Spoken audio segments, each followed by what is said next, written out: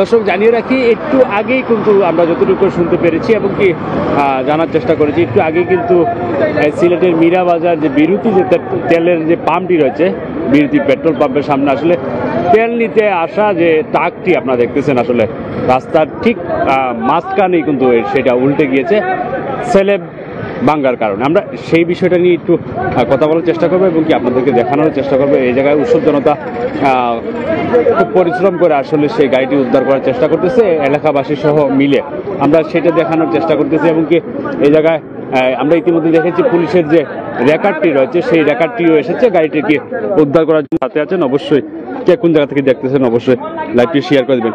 আমি যদি দেখাই আপনাদেরকে গাড়ির যে অবস্থাটি, এখন পর্যন্ত রাস্তার মাঝখানেই আছে বড় একটি ট্রাক। গাড়ির হয়তো নাম্বারটা আমরা দেখাচ্ছি আপনাদেরকে। আর বিশেষ কথা হলো যেমন এই জায়গায় পুলিশের রেকারও এসেছে এবং কি উৎসব জনতা এলাকাবাসী সবাই কিন্তু সহযোগিতা করে যাচ্ছে, যেমন এই গাড়িটাকে উদ্ধার করার জন্য। এই সেলেব ভাঙ্গার কারণে হয়তো গাড়িটি উল্টে গিয়েছে। আমরা যদি তার একটু নমুনাটা দেখাই আপনাদেরকে, এই সেলেবটা চাকার উপরে উল্টে গিয়েছে ইতিমধ্যে। পুলিশেরই একটি টিম কাজ করতেছে গাড়িটি উদ্ধার করার জন্য এবং কি এলাকাবাসী সহ আর কি সবাই কাজ করতেছে। আপনার অন্যকে দেখার মতো সুযোগ করে দিবেন। আপনারা জানেন যেমন বেশি লোড হওয়ার কারণে হয়তো সম্ভবত সেলেবটি ভেঙে যাওয়ার কারণে কিন্তু সেই জায়গাটিতে আসলে গাড়িটি উল্টে গিয়েছেন এবং কি আমরা আপনাদেরকে দেখানোর চেষ্টা করতেছি এই জায়গায় সাধারণ মানুষ এবং কি এলাকাবাসী সহ।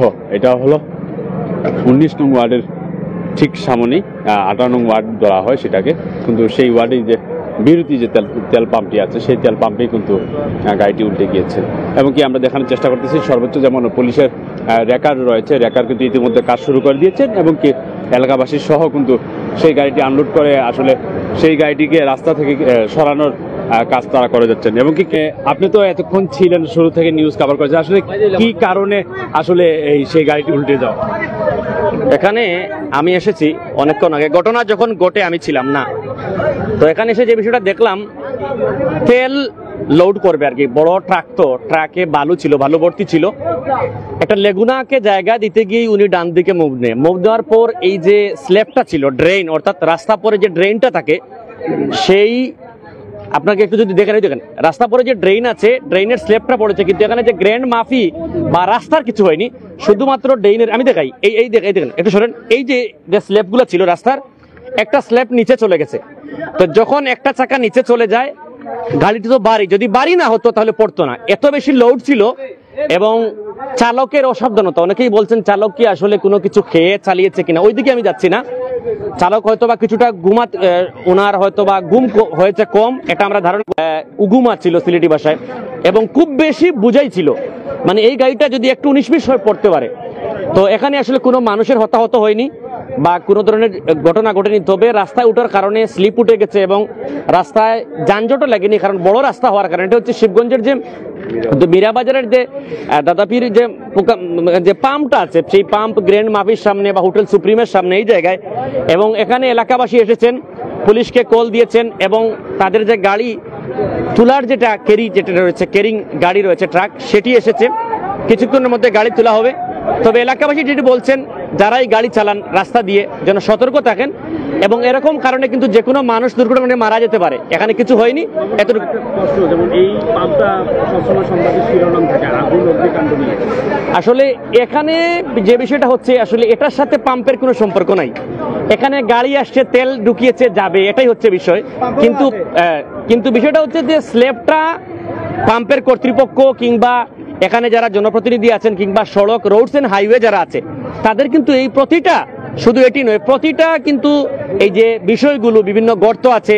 এবং আপনারা জানেন সিলেটের এখন মেয়র নেই, মেয়র বিহীন চলছে, জেলা প্রশাসকের মাধ্যমে অনেক কাউন্সিলররা থেকেও নেই, এই যে বিষয়গুলা। এবং আমি যদি আর একটু সংযুক্ত করি আপনাকে, যে এখানে আসলে পাম্পের কোনো দায়ভার হতে পারে না। এটা হচ্ছে আসলে এক ধরনের দুর্ঘটনা। এটার জন্য সড়ক, রোডস এন্ড হাইওয়ের দাবি। এবং আরেকজন ভাই আছেন আমার, উনি প্রথম থেকে আসছিলেন, উনি একটু বলবেন। আসসালামু আলাইকুম। কিভাবে আপনারা এসে কি দেখেছেন এখানে, বা কিভাবে আসলাম যে এখানে আপনার দেখছি আপনার গাড়ি ঘোরানোর সময়, ঠিক আছে, গাড়ি ঘোরানোর সময় আপনার চাক্কা ঢুকে আপনার এখানে গাড়িটা পড়ে গেছে আপনার। কি এলাকাবাসী এলাকায় আমি আমার বড় ভাই একজন ছিল, তার ফট করে উঠছি, গাড়ি দুটি আপনার ড্রাইভারের হ্যান্ডে আপনার উদ্ধার করছে আপনার। যেমনটি বলেছিলেন আসলে যারা এই জায়গায় ছিল প্রথম থেকেই এখন পর্যন্ত আমাদেরকে জানানোর চেষ্টা করতেছে এবং কি যেমনটি জানাচ্ছে এবং কি তারা কিন্তু এখনো কিন্তু কাজ করতেছে এবং কি যারা আছে প্রত্যক্ষদর্শী যারা হয়তো তারা কিন্তু তেমনটি কাজ করতেছে এবং কি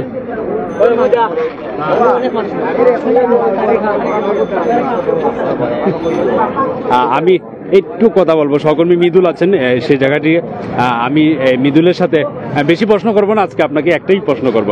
আসলে এটা না হয় সেলেফের কারণে, কিন্তু এই রোডে কিন্তু বেশি অ্যাক্সিডেন্ট হয়, এটার কারণটা কি মৃদুল? প্রথমত হচ্ছে, শুরু থেকে আসি আমি, এটা কিন্তু স্ল্যাবের জন্য মূলত সমস্যাটা হয় নাই আমি যেটা মনে করি। এখন এটার ওজন দেখেন আপনি, গাড়িটার ওজন বর্তমানে কত আছে ওইটা আগে দেখতে হবে।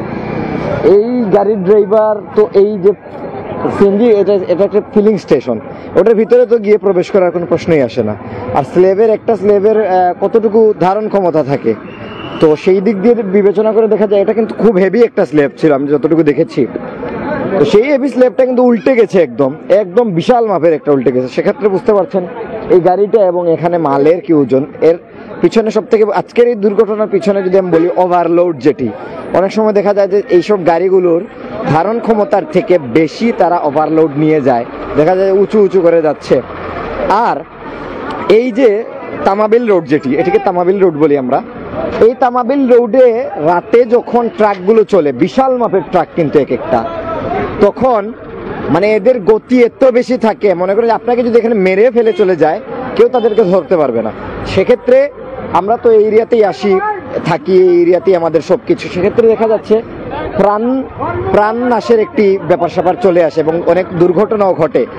এবং এই যে তাদের স্পিড নিয়ন্ত্রণ করতে কিন্তু প্রশাসন বা পুলিশ বা ট্রাফিক পুলিশের বা হাইওয়ে পুলিশের কারো কোনো সরব উপস্থিতি বা সরব কোনো আমরা পদক্ষেপ লক্ষ্য করি না।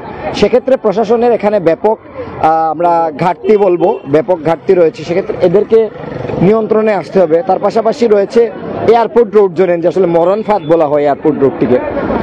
এয়ারপোর্ট রোডেও কিন্তু আমরা দেখেছি এরকম গাড়িগুলো মানে বেপরোয়া গতিতে যায়।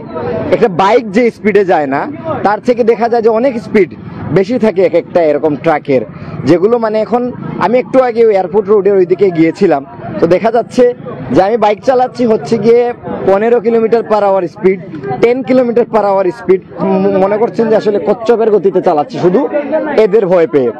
এখন এখানেও হয়তো ঘোরাতে চেয়েছে বেচারা গাড়ি, দুর্ঘটনা ঘটেছে, গাড়িটি উল্টেছে। এখন আমার কথা হচ্ছে, গাড়িটা যখন উল্টেছে এখানে সচরাচর মানুষজন অবস্থান নেয়, তখন যদি কোনো মানুষ থাকতো, বুঝতে পারেন একটা স্ল্যাবের অবস্থা এরকম হয়েছে, এত হেভি একটা স্ল্যাব, মানুষের অবস্থা কি হতে পারতো।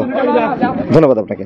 মৃদুল, আপনাকে বলেছিলাম সহকর্মী মৃদুলের সাথে কথা, যেহেতু তিনি অনেক নির্দেশনা দিয়েছেন। যেমন এই রোডটাতে আসলে এরকম ভাবে স্পিডে গাড়ি চলে আসলে মরণবেদী যদি রোডটা বলা হয়, তারা এটা দাবি করতেছেন। এবং কি সবশেষে পরিশেষে একটি খবর জানিয়ে রাখি, যেমন সবসময় কিন্তু সেই জায়গায় আমরা প্রায় সময় অ্যাক্সিডেন্ট দেখতে পারি এবং কি প্রায় সময় দেখি কোনো দুর্ঘটনা এই রাস্তাটাতে বেশি হয়ে থাকে।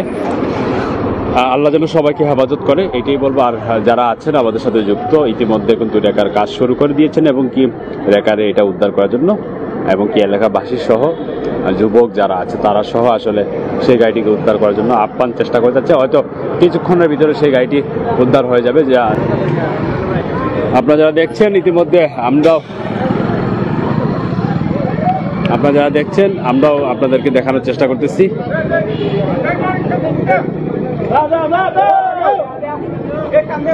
সবাই ভালো থাকবেন, সুস্থ থাকবেন, নিরাপদে থাকবেন, সচেতন থাকবেন। আল্লাহ হাফেজ। আসসালামু আলাইকুম রহমতুল্লাহি ওয়া বারাকাতুহু।